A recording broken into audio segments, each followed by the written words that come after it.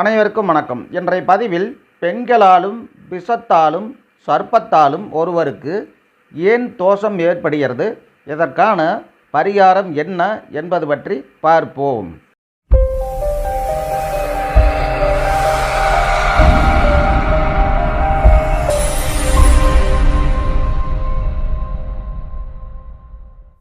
நண்பர்களே, ஒழுக்கம் விழுப்பம் தரலான் ஒழுக்கம் உயிரினும் ஓம்பப்படும் என்பது திருக்குறள். மனித பிறவியில் ஒழுக்கம் எந்த அளவிற்கு பேணப்பட வேண்டுமென்று ஐயன் திருவள்ளுவர் மேற்படி குறளில் அறிவுறுத்தியுள்ளார். மாறாக சில மனிதர்கள் ஒழுக்கம் தவறி வாழ்கின்றனர். இப்படிப்பட்டவர்கள் எப்படிப்பட்ட ஜாதகம் அமைய பெற்றவர்கள் என்பதை நீங்கள் தெரிந்து கொள்ள வேண்டும்.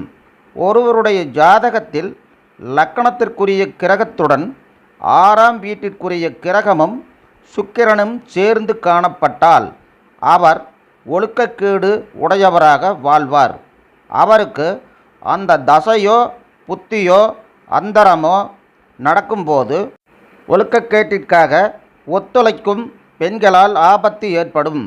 மேலும் அந்த கிரகங்களுடன் ராகு கேது கூடினால் அவர் விஷச்சந்துக்களால் ஆபத்தை அடைவார். அதனால் சர்ப்பதோஷத்தை அந்த ஜாதகர் அடைந்து விடுகிறார். 2ஆம் இடத்தில் சூரியன் இருந்தாலும் 2ஆம் இடத்தை சூரியன் பார்த்தாலும் 2ஆம் இடம் சூரியனின் வீடாக இருந்தாலும் அவர் விஷத்தால் பீடையை அடைவார். எனவே அந்த ஜாதகர் விஷதோஷத்தை அடைகிறார். ஒழுக்கத்தோடு வாழாதவருக்கு ஒழுக்கக்கேட்டிற்கு ஒத்துழைக்கும் பெண்களால் ஆபத்து உண்டு என்பதை அறிந்து கொள்ள வேண்டும். அது மனைவியால் அல்ல என்பதை தெரிந்து கொள்ள வேண்டும். பெண்களாலும் விஷத்தாலும் சர்ப்பத்தாலும் விஷ பீடையை அடையக்கூடிய ஜாதகத்தில் பிறந்தவர்கள் தங்கள் தோஷம் மாற நாம் கூறும் எளிய பரிகாரங்களை செய்து தோஷ நிவர்த்தி பெற்று நிம்மதியான வாழ்க்கை வாழலாம்.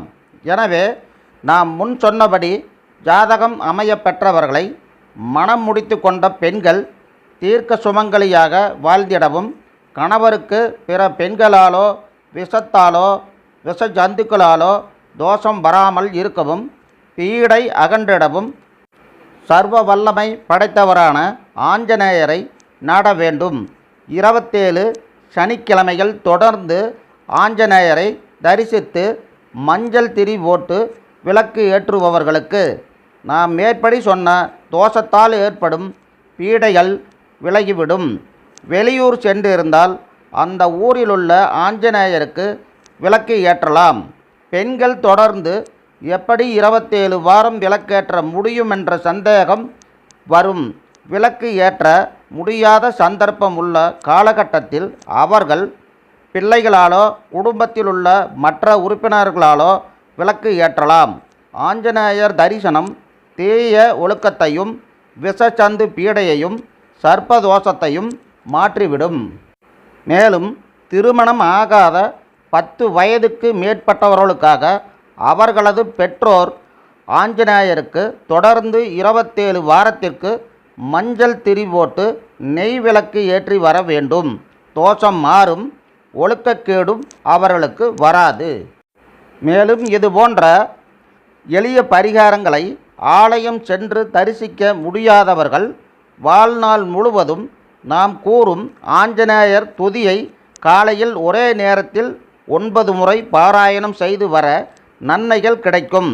ஓம் ரீம் ராம் ராம் ஆஞ்சநேய ராம் ராம் மம சத்ரு சங்கட நாசாய நாசாய ராம் ராம் ஸ்ரீம் ஓம். இந்த துதியை தினமும் காலை நேரம் ஒரே நேரத்தில் 9 முறை கேட்டு வந்தால் பெண்களால் ஏற்படும் தோஷமும், விஷத்தால் ஏற்படும் தோஷமும், சர்ப்பத்தால் ஏற்படும் தோஷமும், நாகதோஷமும் நாக சர்ப்பதோஷமும் விலகிவிடும் என்பதில் எந்தவிதமான ஐயப்பாடும் இல்லை. இது போன்ற பரிகாரங்களையும் இது போன்ற துதிகளையும் தினமும் கேட்டு வாருங்கள். உங்களது வாழ்க்கையில் மென்மேலும் உயர்வை அடைவீர்கள். எல்லா வகையிலும் இன்புற்று வாழ்வீர்கள். வாழ்க வளமுடன். எனவே இந்த பதிவு தங்களுக்கு உபயோகமானதாக இருக்கும் என நான் நினைக்கிறேன். பிடித்திருந்தால் லைக் பண்ணுங்கள், ஷேர் பண்ணுங்கள், கமெண்ட் பண்ணுங்கள். மறக்காமல் பெல் பட்டன் அழுத்துங்க.